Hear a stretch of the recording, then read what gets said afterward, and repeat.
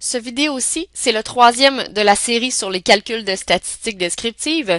Il porte plus précisément sur les calculs des mesures de position, soit les quantiles, comprenant les quartiles, les déciles et les centiles, ainsi que la codette dont on discutera à la fin du vidéo. Plus précisément, pour Excel, il y a deux formules qu'on peut utiliser pour calculer des quantiles. La formule quartile, évidemment pour faire les quartiles, et la formule centile qui couvre tous les autres quantiles qu'il est possible de calculer. Voyons ça en détail. Supposons qu'on veut calculer le Q3 de la variable C, qui est une des 4 variables que j'ai dans mon fichier. Je suis dans l'onglet Formule, Insérer une fonction. Je cherche la fonction quartile. Donc, en ordre alphabétique, je descends. Il y a deux possibilités, quartile exclure et quartile inclure.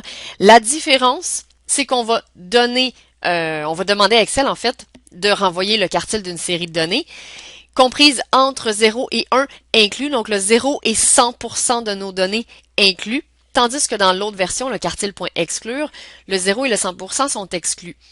Pour nos besoins et pour être conforme à la théorie, on va prendre le quartile.inclure comme fonction pour faire nos calculs. Ici, on a deux paramètres à donner.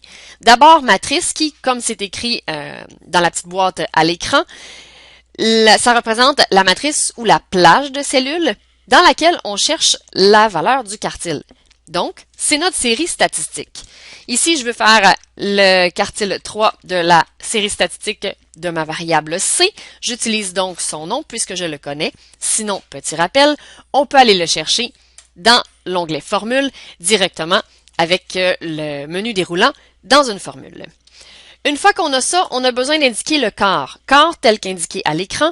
On va lui dire 0, 1, 2, 3 ou 4 selon le quartile qu'on veut. Ici, on voudrait le Q3. Je vais donc écrire 3. Et j'aurai à ce moment-là, en validant avec OK, la valeur du quartile correspondant à 75% cumulé de ma distribution placée en ordre croissant. Maintenant, si je veux faire des déciles ou des centiles, il y a une seule fonction qui englobe tout ça, c'est la fonction centile. Encore une fois, je vais aller insérer une fonction. Centile, on le voit directement, c'est en haut de la liste. On va utiliser la centile.inclure pour la même raison que tout à l'heure. On valide avec OK. Matrice, toujours la même chose, c'est la série de données. Donc, ici, on va utiliser variable C encore une fois. K, qu'est-ce que ça représente? En cas de doute, on clique et on lit. Ça représente le centile qui doit être compris entre 0 et 1 inclus. Donc, si nos données vont de 0 à 100%, autrement dit de 0 à 1, ce qu'on veut écrire ici, c'est un chiffre décimal compris entre 0 et 1, correspondant au pourcentage cumulé désiré. Si je cherche le C21, je vais donc écrire 0,21 et il va me chercher l'équivalent de 21% cumulé dans mes données. Je valide avec OK, j'ai mon résultat.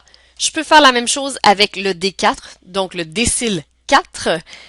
Il n'y a pas de fonction décile même si vous la cherchez. Par contre, D4, c'est 40% cumulé. On peut le faire avec la fonction centile en indiquant toujours, tiens, je vais y aller avec ça ici, le 0,4 pour 40% cumulé et on aura notre décile. Pour ce qui est de la code Z, il n'y a pas de fonction préprogrammée dans Excel pour le faire, ce qui veut dire qu'on devra donc soit le faire à la main ou soit taper égal et écrire avec des références aux cellules ce qu'on aura besoin de faire pour qu'Excel nous calcule le résultat. C'est ce qui conclut la vidéo sur les calculs de mesures de position dans Excel.